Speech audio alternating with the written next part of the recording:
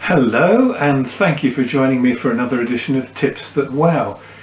And we're going to have a short session today, really just talking about naming ceremonies, because although you can use them for adults when it's a second marriage or whatever, it tends to be for babies.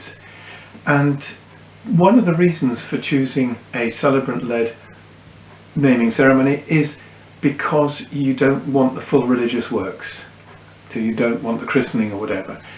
You might want some religious elements, and of course you can have those in there, but you probably want it a little bit more spiritual.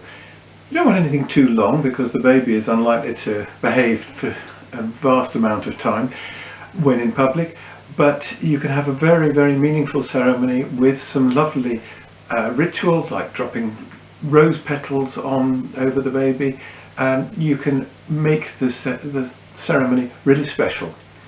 And that's really all I want to say, that it's something to consider, that it's something that's beautiful. You can have it out in the garden if you're lucky with the weather. You can have your chosen friends. It doesn't have to be an expensive buffet afterwards or anything like that. It's up to you how you run it. If you want to know a little bit more, then please do speak to me. I'd be delighted to help and tell you more.